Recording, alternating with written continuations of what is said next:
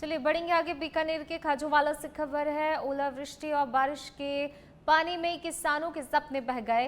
गेहूं चने की फसलों को भारी नुकसान पहुंचा है। जिला कलेक्टर के आदेश पर प्रशासन की सर्वे टीम पहुंची है खेतों में। खाजूवाला एसडीएम पंकज गढ़वाल, नायब तहसीलदार सहित अधिकारी मौके पर पहुंचे हैं। किसानों ने उचित मुआवजे की प्रशासनिक अधिकारियों से मांग की है। सियासर, चौगान, सामरदा, माधोडिग्गी, 6 एसजेएम 2 KLD क्षेत्र में नुकसान हुआ है। भारी नुकसान यहां पर हुआ है। किसानों की उम्मीदें कहीं ना कहीं टूटी हैं। जिस तरीके से उन्होंने मेहनत की, मेहनत पर पानी फिरता हुआ उन्हें नजर आ रहा है। खाजूवाला तहसील के 9 पटवार मंडलों में किसानों की फसलों को नुकसान हुआ है। सच बेधड़क संवाददाता सुरेंद्र मंडा ने ओलावृष्टि से हुए नुकसान का जायजा लिया।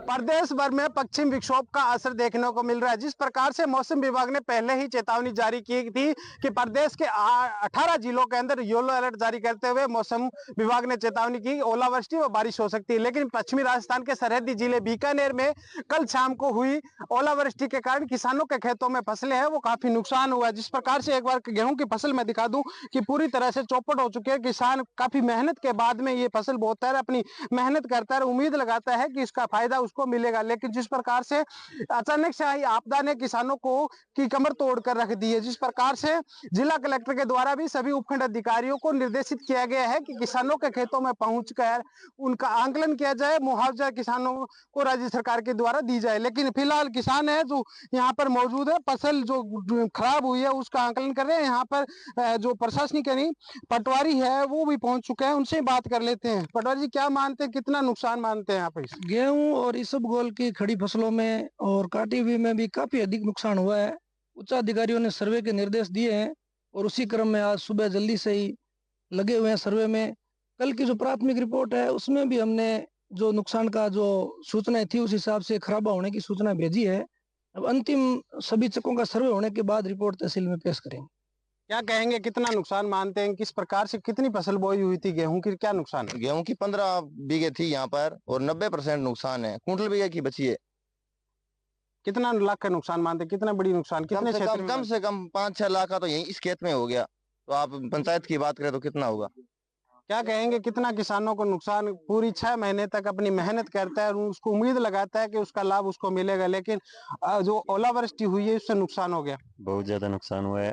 पूरा सियासर पंचायत जो भी मतलब ये क्षेत्र है, इस क्षेत्र में सभी में पूरा नुकसान है और पूरा खराबा सरकार से अनुरोध करते हैं भाई मिले हमें।